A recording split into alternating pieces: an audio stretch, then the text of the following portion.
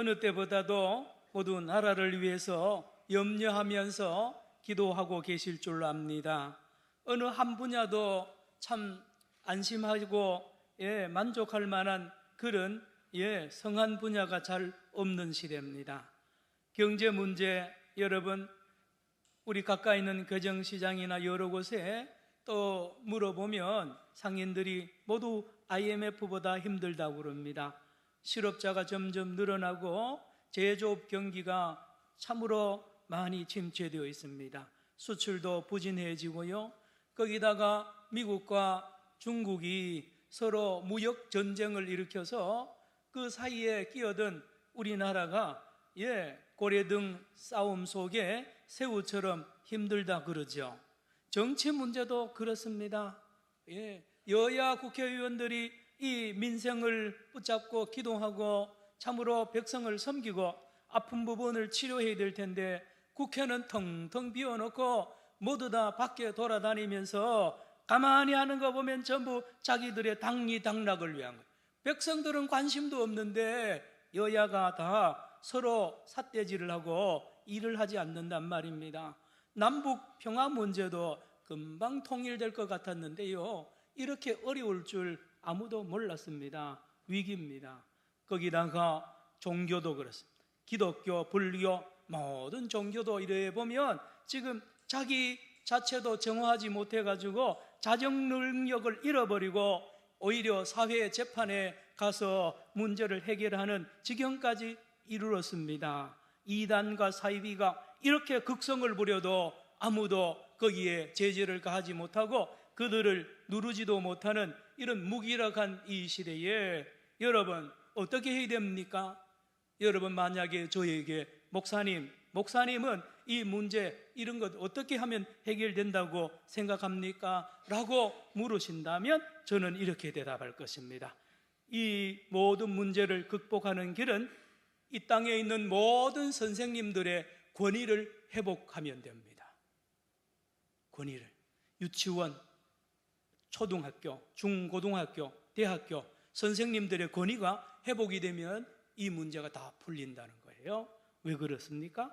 여러분, 제가 앞에 말씀드린 경제, 정치, 남북평화, 종교 문제, 이 모든 문제를 푸는 것은 사람이거든요. 인재입니다. 훌륭한 인재들이 나오면 이걸 풀어냅니다. 여러분, 훌륭한 인재를 누가 길러냅니까? 선생님들이 길러내잖아요. 그런데 그 인재를 길러내는 선생님들의 권위를 땅에 떨어뜨려놨습니다. 학부모들이 그러하며 매스컴들이 그러합니다. 선생님들이 이제 교편 잡기 싫다는 거예요. 오래되었습니다. 그러니 이 땅에요, 인재들이 양성되지 않으면 문제 해결할 자가 누가 있습니까? 유치원부터 대학교까지 모든 선생님들이요 그렇습니다. 권위를 회복하고 기쁨으로 사명으로 강단에 설 수 있는 그런 시대가 와야 된다는 말씀이죠. 그래야 훌륭한 인재가 길러지는 것입니다. 저와 여러분, 적지만은 우리 손자 손녀들, 아들 딸들을 가르치는 선생님들을 깊이 존경하기를 바랍니다. 선생님들을. 그래서 그 복은요 우리 자녀들이 받아요. 우리 아빠 엄마가 우리 학교 선생님을 존경하는 그런 모습을 보이면 그 아들 딸들이 선생님을 또 존경하게 되지 않겠습니까? 여러분, 우리가 들고 있는 이 성경 66권의 중심 메시지가 뭔지 아십니까? 따라합시다. 선생님. 이 66권의 메시지가 선생님입니다. 여러분, 유대인들은 메시아라 그럽니다. 헬라어로 번역하니 그리스도입니다. 한문으로 번역하니 기독입니다. 여러분, 이 메시아, 그리스도, 기독 이 내용을 자세히 들어가 보면 결론이 선생님이세요. 선생님. 온 이스라엘 백성이 기다리는 한 사람이 있습니다. 메시아입니다. 그리스도입니다. 그가 누구냐? 선생님입니다. 하나님께서 약속하셨어요. 신명기 18장 15절 이하와 성경 곳곳에 구약에 하나님이 이스라엘 백성들 보고 내가 한 선생을 보내주겠다는 것입니다. 선생 하나를 보내줄 테니까 그 선생의 말을 들으면 너희들은 산다고 말씀하는 것이 구약 성경입니다. 여러분, 모세와 같은 선지자 하나를 보낼 테니 너희들은 그의 말을 들으라 라고 예언을 했고, 요엘서 2장 21절로 32절에 보면 비에 비유합니다. 비에. 여러분, 흉년이 들는 것 이유 중에 하나가 가뭄입니다. 가뭄. 여러분, 지금 우리가 잘 모르는데요, 중부지방 여러 곳과 북한에는 지금 가뭄이 극심합니다. 미국 인공위성이 찍은 사진이 이 인터넷에 올라왔어. 보니까요, 저 백두산 근처로요, 북한 중부지방에 가뭄이 엄청난 가뭄이 들었어요. 이 김정은이도 지금 뭐 핵무기 하지만요, 잘못하면 밀란이 일어납니다. 먹을 것이 모자라 보세요. 예, 지금 뭐 양식 준다니까요, 큰 소 전혀 안 받는다 그럴 텐데 가만히 있는 거예요. 지금 예, 북한이 그렇습니다. 빕니다. 비가 와야 농사가 잘 돼요. 여러분, 놀랍게도 말씀드린 대로 히브리어로 이른 비라는 말이나 선생이란 말이나 같은 말입니다. 따라합시다. 모래. 히브리어로 모래 그러면 남자 선생님, 또 이른 비라는 뜻입니다. 비의 역할과 선생님의 역할이 같다고 요엘서 2장에 예언한 거예요. 비가 와야 곡식이 잘 되고요, 오곡백과가 잘 되듯이 선생님이 오면 모두가 살아난다는 말씀. 한 선생님을 기다리는 역사가 이스라엘의 역사입니다. 타는 목마름으로 선생님을 기다립니다. 그래서 복음서에 보면 유대인들이 우르르 몰립니다. 어느 한 사람 랍비에게 몰리고요, 어떤 예언자들이 우르르 몰려가서 당신이 오실 그 사람입니까? 하나님이 약속한 그 선지자가 맞습니까? 그 선생님이 바로 당신입니까? 이야기해 보라는. 요한의 제자들도요, 요한 따라다니다가 예수님한테 가서 오실 그이가 당신입니까? 라고 물었잖아요. 마태복음 11장 3절, 요한복음 4장 25절, 6장 14절, 11장 27절 곳곳에 오실 그이가 당신입니까? 라고 물었습니다. 여러분, 선생님입니다. 선생님. 우리 세상도 그렇습니다.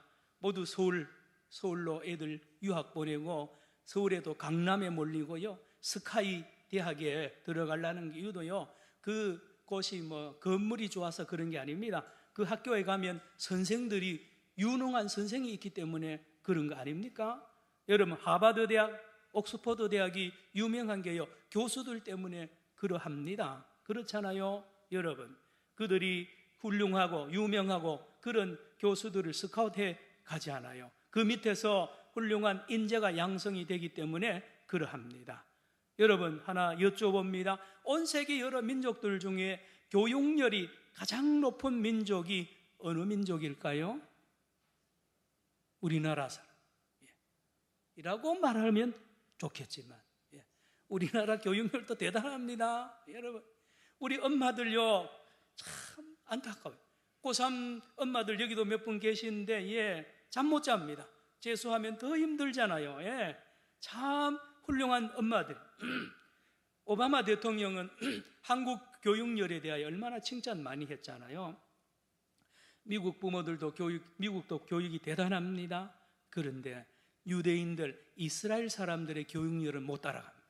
이 이스라엘 유대인들은요, 옛날부터 태초부터 교육의 전문 민족이 될 수밖에 없는 거예요. 왜냐? 어머니 뱃속에 딱 임신하면 벌써 교육에 들어갑니다. 그래서 이 어머니가 태중에 임신한 애를 그때부터 교육합니다. 벌써 어머니가 목소리로 애기하고 대화하고요, 성경을 읽어주고 찬송 부르고 해서요, 애를 뱃속에서부터 1년 동안 10개월 동안 집중적으로 아버지를 교육하고 아버지도 교육에 참여합니다. 그래서 태어나면 벌써 다릅니다. 기본이 벌써 다르게 태어나고, 태어나면 또 교육이 집중되죠. 신명기 6장 4절로 9절로 따라합시다. 쉐마. 그 유명한 쉐마 교육에 들어가죠. 너희 자녀를 부지런히 가르쳐라. 앉았을 때도 가르치고 걸어갈 때도 가르치고, 심지어 누워있을 때도 천장에다가 성경을 써붙여가지고 가르치고, 집에 들락날락할 때 그 문지방에도 성경 말씀을 꼽아가지고 꼭 가르치라는 거예요. 쉐마입니다. 교육이에요. 유대인들은요, 엄마 뱃속에서 또 살아서 평생 동안, 그런데 죽어서도 교육합니다. 천국 가서도 교육하는 민족이 유대인들. 그렇게 믿습니다. 사람이 천국 가면 뭐 하느냐고 유대인들한테 물으면 간단합니다. 천국 가서도 율법 공부한다 그럽니다.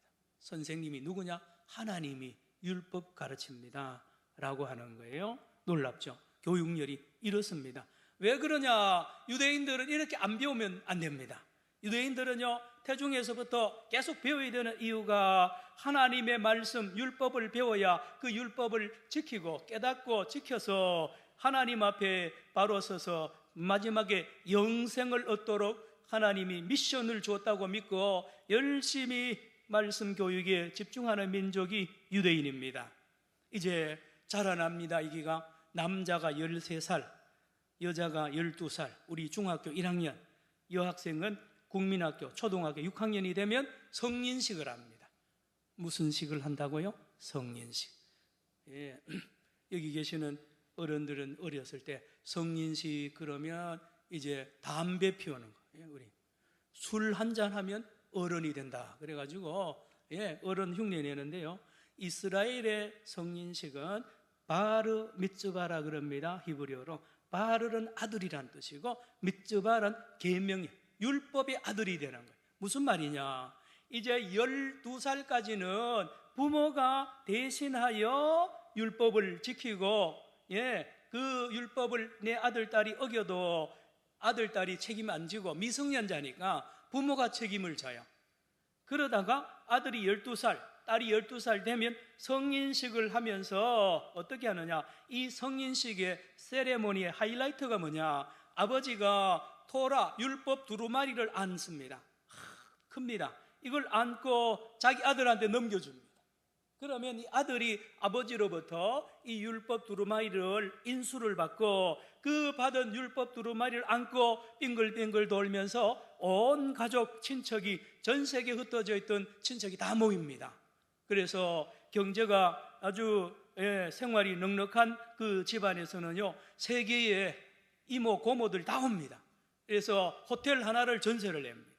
성인식이 그렇게 성대하게, 그리고 밤새도록 축하 파티를 하는데요, 그 핵심은 이 율법을 이 아들에게, 조카에게 13살 난, 12살 난 이 자녀들에게 주는 거예요. 그러면 그날부터 이 아들은 어른이 됩니다.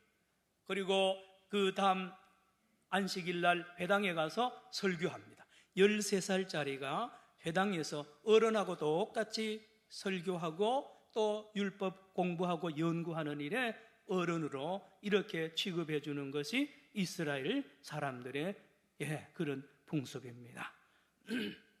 여기에 하나 재미있는 것은 이 성인식 할 때에 여러분 친척들이 봉투를 줘요. 통장을 하나씩 줍니다. 현금이 들어있는 통장. 그래서 200불씩 300불씩 쭉 주면요, 전부 모아보면 한 2,000불 된답니다. 2,000불, 2천만 원 되는 거예요. 13살짜리 유대인이요, 성인식 하면서 또 부수적으로 통장에 2천만 원을 13살짜리가 받아가지고 그날부터 뭐 하느냐? 경제를 연구합니다.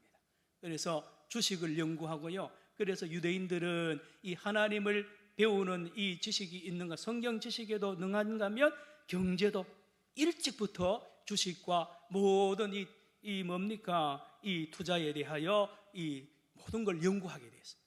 왜요? 공짜로 생긴 2천만 원이니까 실패해도 괜찮은 거예요.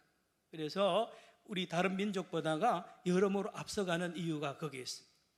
자, 여러분, 오늘 읽은 마태복음 11장 28절로 30절은 전도지에 많이 올려간 성경 구절인데요, 가만히 보면 여기 용어가 꼭 소에 관계되는 용어가 많이 있습니다. 소 보세요. 28절을 보시기 바랍니다. 수고하고 무거운 뭐를요? 짐진 자. 소가 짐지잖아요. 짐집니다. 다음 29절로 가세요. 나는 마음이 온유하고 겸손하니 나의 뭐요? 멍에를 메고. 다음 30절요. 이는 내 멍에는 뭐요? 쉽고 내 짐은 가벼워. 여러분, 소가 일을 하면요, 그렇습니다. 소도요 7, 8개월 되면 출생한 지 7, 8개월 되면 빨리 큽니다. 소가. 시골에 계신, 여기 화면에 나와 있습니다만은 이거 나중에 보여주세요. 소가 7, 8개월이 되면 이제 힘이 세가지고요, 주인이 컨트롤을 못합니다. 이 일을 시키기 위해서 기르는 거거든요. 그럼 일을 시키려니까 주인 말을 들어야 되잖아요. 이 말을 안 듣는 것입니다. 그래서 7, 8개월 되면 그 소를 붙잡아 가지고 나무에 묶어 놓고 뭘 하는지 아세요?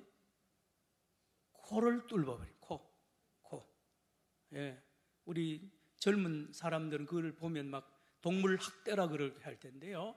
뾰족한 나무 이래 그래서 해서 거기다가 불로 거스른 다음에 이 코를 찔러버려요.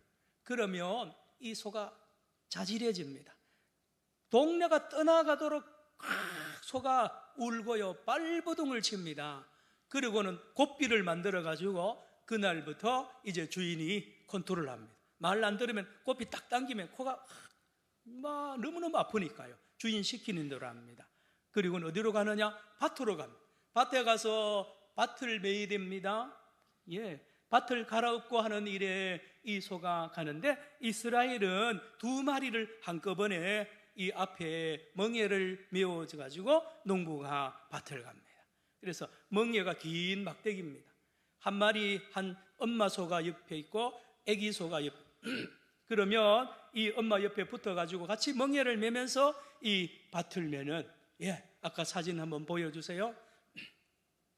이게 이제 이스라엘에, 예, 여기 왼쪽에 있는 소가 아기 소인데 아마 이보다 실제로는 훨씬 작은 소 사진을 아무리 구해도 없어서 이걸 구했는데요. 이렇습니다. 저기 두 소 목에 이렇게 걸친 것이 막대기가 그게 멍에입니다. 예, 이 일을 시키기 위하여 하는 거예요. 자, 여러분, 소가 자라려면, 예, 코를 뚫고요, 이렇게 멍에를 메고 일을 시키고, 또 하나는 짐을 지웁니다. 짐. 요즘은 트럭도 있고 뭐 경운기도 있는데요, 저희들 어릴 때만 해도 짐은 전부 소가지입니다. 소가. 그래서 이 곡식들 정미소 갈 때도요, 소에다가 볕 같은 걸 가득 싣고 가서 이 찌어가 오기도 하고요, 무거운 짐을 다 지는 거예요. 오늘 본문이 그렇다니까요. 꼭 소에 비유해서 예수님이 말씀하고 있는 것을 오늘 볼 수가 있습니다. 이스라엘 백성이 똑같습니다. 말씀드린 대로 13살이 되면 성인식을 통해서 이제 짐을 지닙니다. 뭔 짐입니까? 율법의 짐입니다. 이제는 이 율법을 자기 스스로, 예, 선생님들께 배워야 되고 또 연구해야 됩니다. 그대로 준행해야 됩니다. 나아가서 가르쳐야 되는 일을 유대인들이 하는 것과 이 소의 이 일생과 너무 닮아 있습니다. 그래서 우리 다시 한번 본문을 읽기 원합니다. 28, 29, 30절 다시 한번 읽습니다. 28 시작. 수고하고 무거운 짐진 자들아, 다 내게로 오라. 내가 너희를 쉬게 하리라. 29절. 나는 마음이 온유하고 겸손하니 나의 멍에를 메고 내게 배우라. 그리하면 너희 마음이 쉼을 얻으리니. 30절. 이는 내 멍에는 쉽고 내 짐은 가벼움이라 하시니라. 그렇습니다. 그러므로 이스라엘 백성들에게는 선생님이 없으면 하루도 못 삽니다. 아무것도 못 합니다. 선생님이 있어야 됩니다. 왜요? 하나님의 말씀대로 살아야 되는데 이게 하나님의 말씀에 맞는지 안 맞는지 자기가 판단을 못하니 전문적으로 연구한 이 위대한 랍비들이 옆에 항상 있어야 돼요. 그래서 그 선생님에게 배우든지 아니면, 예, 지나가다가도 문제가 생기면 선생님에게 물어요. 그래서 신약에 보면 예수님에게 자꾸 묻죠. 선생님, 우리 형님과 지금 유산 문제 때문에 지금 이렇게 싸우다 왔는데 이거 어떻게 해야 됩니까? 선생님, 어느 계명이 큰 계명입니까? 선생님, 내가 뭘 해야 영생을 얻겠습니까? 선생님 다 묻습니다. 저도 이스라엘에 있을 때, 저는 랍비도 아닌데 유대인 애들이 놀다가요, 지나가는 유대인이 없으니까 저보고 뭘 묻더라고요. 예? 왜냐?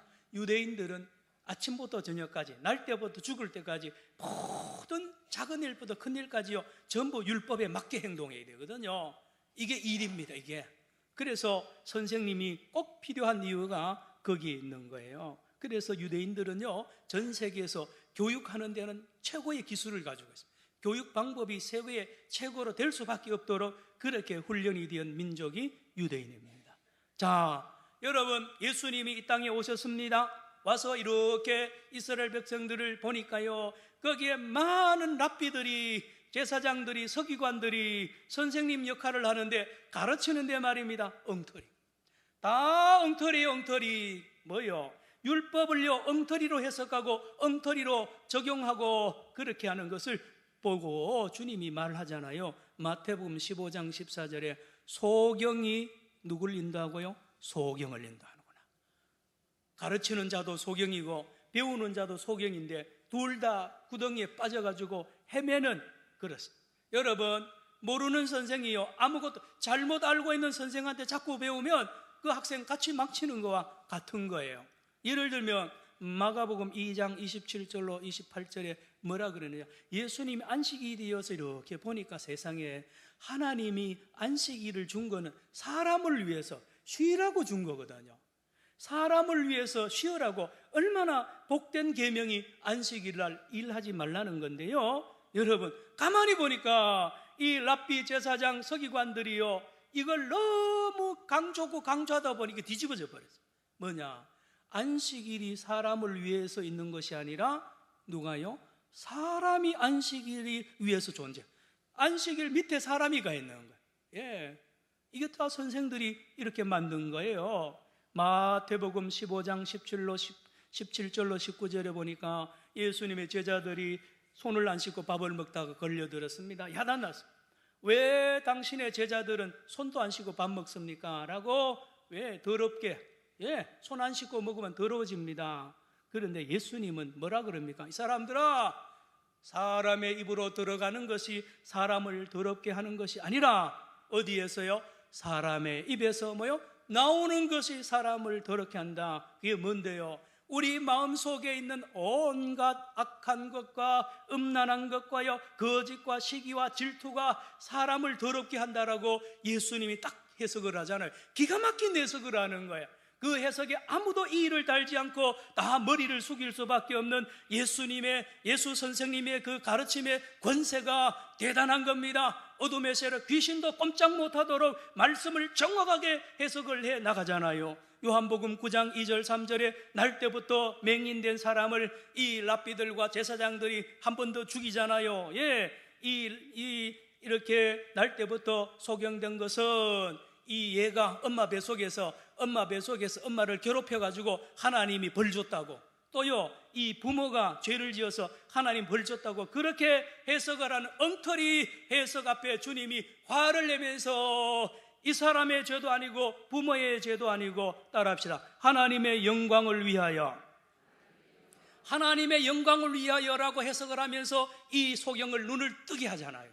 따라합시다. 예수 선생님, 예수님은 이 땅에 오셔서 모든 율법과 가르침을 바르게 합니다. 하나님의 원래 주신 목적대로 바로 일으키고 바로 깨닫게 합니다. 놀라운 선생님이세요. 마태복음 5장 21절 22절에 살인하지 말라는 가지고요 랍비들이 수백 가지 법을 다 만드는 다 엉터리입니다. 이 사람들아, 그 살인하는 거 그 뭐 칼로 흉기로 죽였다고 그게 야단치기는데 그게 아니다. 하나님이 계명을 준 목적은 너희들이 형제를 보고 화를 내면 이미 살인했다는, 맞아요. 화내면 어느 날 그런 사건을 일으키는 거예요. 여러분, 형제를 보고 욕을 하면 살인한 거예요. 여러분, 함부로 욕하지 마세요. 살인입니다, 그거요. 여러분, 형제를 무시해도 살인입니다. 여러분, 나이가 어리다고 무시하거나 돈이 없다고 무시하거나 가난하다고 무시하면 살인죄예요. 예수님이 분명하게 말했습니다. 예수님의 이 6계명의 해석이 놀랍잖아요. 놀라운 해석을 하고 있어요. 거기 아무도 이해를 못합니다. 여러분, 요한복음 8장 1절로 11절에 가늠하다가 현장에 잡힌 여자를 말합니다. 많은 바리새인들과 서기관들이 그 여자를 죽여야 된다고 해석을 하고 율법을 들이대잖아요. 그런데 예수님 어떻게 합니까? 예수 선생은 살립니다. 이 여자를 같은 율법을 가지고 너희 중에 죄 없는 자가 먼저 쳐라라는 거예요. 그 말씀을 가지고 이 사람들 다 집으로 돌려보내고 이 여인을 살려내는 거 보세요. 따라합시다. 예수 선생님. 여러분, 선생님이 사람을 살리고요, 선생님이 나라를 살리고요, 선생님이 민족을 살리는 걸 여러분 믿으시기를 바랍니다. 훌륭한 선생 길러내야 됩니다.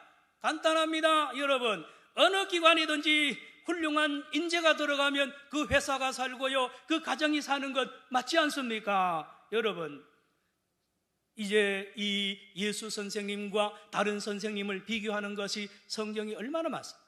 예수님이 산상 설교를 다 마쳤습니다. 심령이 가난한 자는 복이 있나니 쭉 설교를 다 마치고 나서 그 설교를 듣던 사람들이 깜짝 놀랍니다. 아이고, 어떻게 저렇게 귀한 말씀을, 저런 가르침을 내가 들어본 적이 없다고 놀랍니다. 감동을 받습니다. 그 설교를 들어보면 마음이 가벼워지고요, 짐이 다 떨어지고 병도 떠나고요, 막 춤을 추고 싶은 거예요. 예수님의 설교의 반응이 마태복음 7장 28절 29절입니다. 그런가 하면 바리새인 서기관들과 제사장들의 설교를 가르쳐 들어보면요, 오히려 자기들은요 손가락도 깎아가지 않으면서 무거운 짐을 계속 지어주는 거예요. 여러분, 율법이 하라 아니면 하지 말라예요. 알잖아요. 613가지, 하라가 248, 하지 말라가 365가지. 여러분 보세요. 하나님이 하라는 건 왜 그렇게 하기 싫어요? 여러분, 하지 말라는 걸 왜 그렇게 하고 싶어요? 그러니 이 지키기 어려운 거예요. 하고 싶은 걸 하라 그러면 얼마나 쉬워요. 하기 싫은 걸 하지 말라 그러면 얼마나 좋을 텐데 싫어하는 거예요. 싫어하는 거.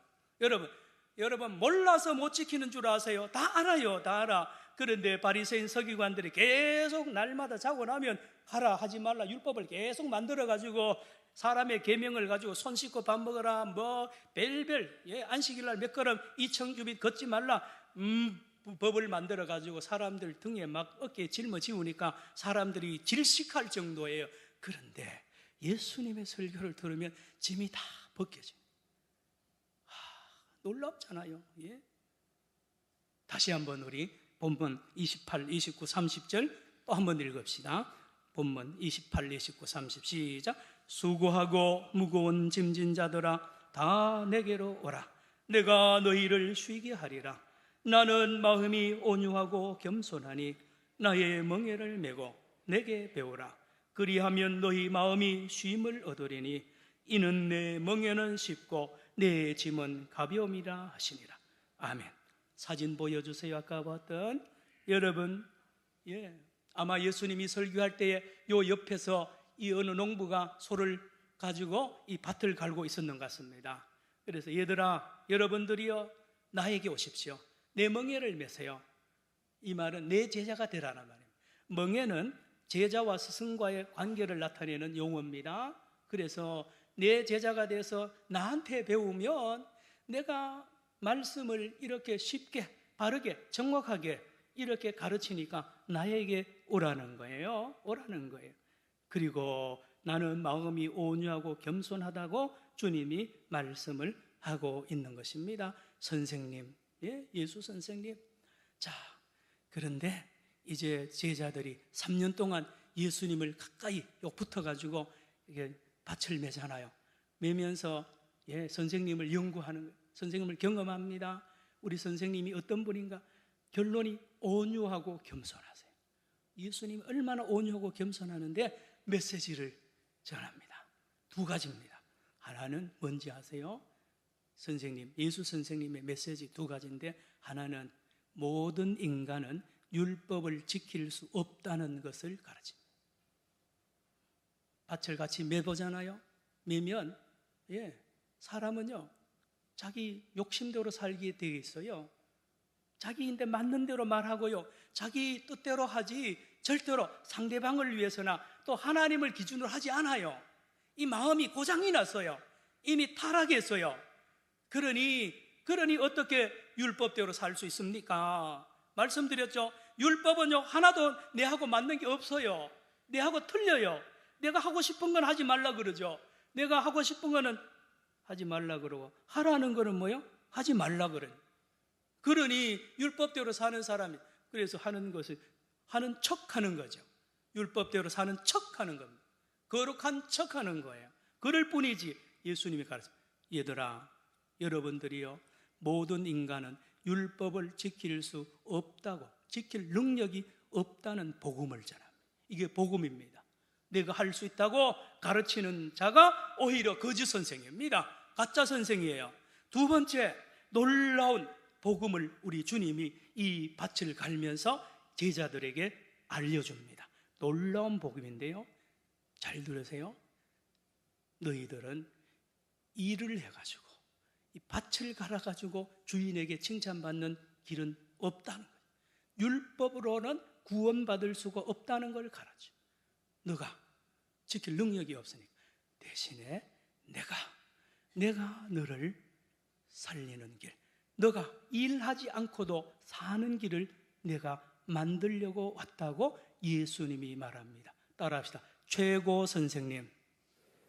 여러분, 최고 선생님이 누군지 아십니까? 이사야 53장 11절 12절에 최고의 선생은 바로 가르치는 의의 길로 인도하는 선생님이며, 또 하나 제자들을 살리기 위하여 자기 목숨을 버리는 선생님이 최고의 선생님입니다. 우리는 지금 잘 가르치기만 하면 최고의 선생이라 그러는데, 아니요, 그 최고 선생 아닙니다.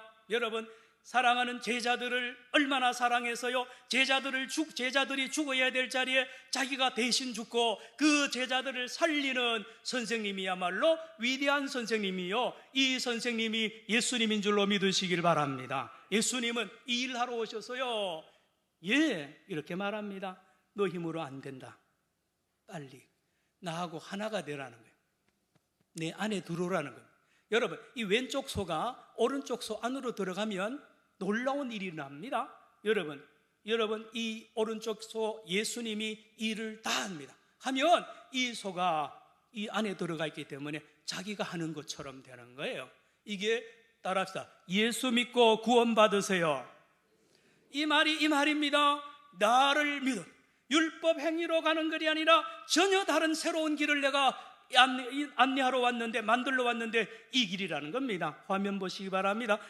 로마서 3장 21절로 24절 화면만 보시면 됩니다. 읽어봅니다. 21절 시작. 이제는 율법 외에 하나님의 한 의가 나타나. 잠깐 보세요. 이제는 뭐라고요? 율법 외에. 무슨 뜻입니까? 일해가지고 먹고 사는 시대는 끝났다는 거예요. 율법 행위로는 안 된다는 것입니다. 외에 다른 길을 하나님이 준비했는데 그게 그 길을 알아라라는 거예요. 다시 읽습니다. 시작. 이제는 율법 외에 하나님의 한 의가 나타났으니 율법과 선지자들에게 증거를 받은 것이라. 22절입니다. 시작. 곧 예수 그리스도를 믿음으로 말미암아 모든 사람 믿는 자에게 미치는 하나님의 의인이 차별이 없느니라. 23절입니다. 모든 사람이 죄를 범하였음에 하나님의 영광에 이르지 못하더니. 24절입니다. 그리스도 예수 안에 있는 속량으로 말미암아 하나님의 은혜로 값없이 의롭다 하심을 얻은 자 되었느니라. 할렐루야. 여러분, 예수를 믿어야 되는 것입니다. 예수 안에 가야 됩니다. 여러분, 우리의 힘으로는 하나님을 영화롭게 못합니다. 하나님을 기쁘게 못합니다. 오히려 하나님의 진노를 쌓습니다. 내가 내 힘으로 하면 할수록 죄를 더 짓는다니까요. 내가 고장이 났기 때문에 결국 나를 위하여 하는 거예요. 쏘으면 안 됩니다. 오직 주님입니다.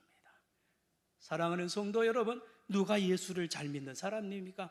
내가 예수와 하나가 되고 내가 예수 안에 들어갈 거, 예수님이 하는 것이 곧 내 것입니다. 예수의 의를 나의 의로 믿는 그 사람이 하나님 나라에 들어가며 하나님의 영광을 보며 영생을 누리는 줄로 믿으시기를 축원합니다. 기도합시다. 하나님 아버지, 우리에게 믿음을 주옵소서. 우리 하나님, 우리 안에는 죄가 가득합니다. 내 힘으로는 주께 영광 돌릴 수 없으며 율법으로 나아갈 수가 없습니다. 주여, 예수의 이름으로 나가게 하시고 예수님이 이루어놓은 그 의를 내가 덧입는 믿음의 사람 되게 하여 주시옵소서. 예수님의 이름으로 기도드리옵나이다. 아멘.